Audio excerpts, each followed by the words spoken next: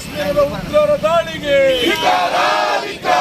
ಜಮ್ಮು ಕಾಶ್ಮೀರದ ಮುಸಲ್ಮಾನ್ ಭಯೋತ್ಪಾದಕರಿಗೆ ಹೇಳಿ ಮುಸಲ್ಮಾನ್ ಭಯೋತ್ಪಾದಕರಿಗೆ ಹೇಳಿ ಮುಸಲ್ಮಾನ್ ಭಯೋತ್ಪಾದಕರಿಗೆ ಹೇಳಿ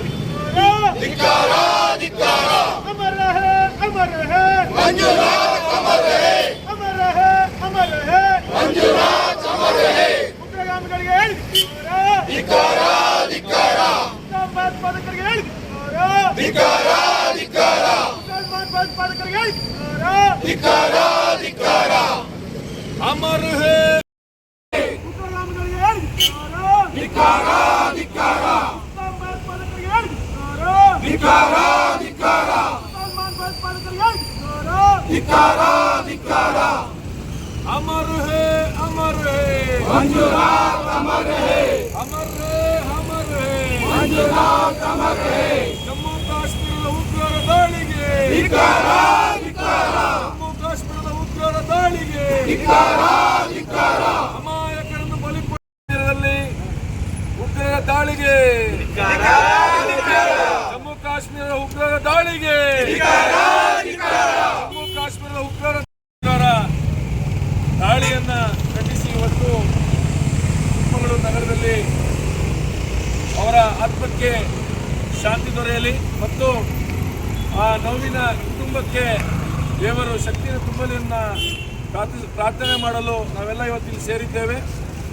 ಜಮ್ಮು ಕಾಶ್ಮೀರದ ಪ್ರವಾಸಕ್ಕೆ ತೆರಳಿದಂಥ ಕೊಪ್ಪ ಮೂಲದ ಮಂಜುನಾಥ್, ಶಿವಮೊಗ್ಗದಲ್ಲಿ ವ್ಯಾಪಾರವನ್ನು ಮಾಡ್ತಿರುವಂಥ ಮಂಜುನಾಥ್ ತನ್ನ ಹೆಂಡತಿ ಮತ್ತು ಮಗುವಿನ ಜೊತೆಗೆ ಜಮ್ಮು ಕಾಶ್ಮೀರದ ಪ್ರವಾಸಕ್ಕೆ ತೆರಳಿರ್ತಾರೆ.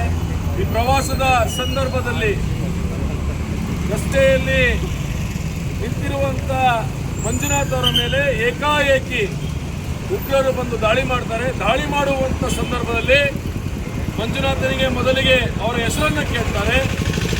ಹೆಸರನ್ನು ಕೇಳಿದ ತಕ್ಷಣ ಏನು ಮಂಜುನಾಥ್ ತಮ್ಮ ಹೆಸರನ್ನು ಹೇಳ್ತಾರೆ, ತನ್ನ ಹೆಂಡತಿಯ ಹಾಗೂ ಆದರೆ ಹೆಸರು ಕೇಳಿ ಹೊಡೆಯುವಂತ ಒಂದು ನೀಚ ಕೃತ್ಯ ನಡೆದಿರುವಂಥದ್ದು ಇದೇ ಮೊದಲನೇ ಬಾರಿಗೆ. ಆ ಹೆಂಡತಿ ಮಗು ಕಣ್ಣ ಮುಂದೆ ಉಗ್ರಗಾಮಿಗಳ ಈ ಅಟ್ಟಹಾಸನ ಮೆರೀತಾರೆ. ಈ ಅಟ್ಟಹಾಸಕ್ಕೆ ಕೊನೆಗಳಿಸಬೇಕು.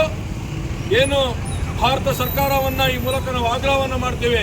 ಕಳೆದ ಹಲವಾರು ವರ್ಷಗಳ ಈ ಉಗ್ರಗಾಮಿಗಳನ್ನ ನೀವು ಎಡೆಮುರಿ ಕಟ್ಟಿದ್ರಿ, ಆದ್ರೆ ಮತ್ತೆ ಈ ಉಗ್ರಗಾಮಿಗಳು ದೇಶದಲ್ಲಿ ಮತ್ತೆ ಚಿಗುರಿದ್ದಾರೆ. ಈ ಭಯೋತ್ಪಾದಕರು ಮತ್ತೆ ಚಿಗುರಿದ್ದಾರೆ.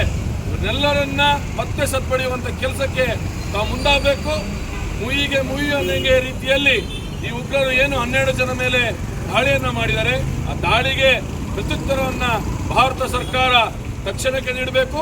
ಹಾಗೆ ರಾಜ್ಯ ಸರ್ಕಾರ ಈ ಒಂದು ಮೃತದೇಹವನ್ನು ತರುವ ನಿಟ್ಟಿನಲ್ಲಿ ಸದ್ಯಕ್ಕೆ ತಕ್ಷಣಕ್ಕೆ ಕಾರ್ಯಪ್ರವೃತ್ತರಾಗಿ ಅವರ ಕುಟುಂಬಕ್ಕೆ ಜೊತೆ ನಿಲ್ಲುವಂತ ಕೆಲಸವನ್ನ ಮಾಡಬೇಕು ಅಂತ ಈ ಎಲ್ಲರ ಸೇರಿರುವಂತ ಎಲ್ಲ ದೇಶಭಕ್ತರ ಪರವಾಗಿ ನಾನು ಸರ್ಕಾರಕ್ಕೆ ಆಗ್ರಹವನ್ನ ಮಾಡ್ತೇನೆ.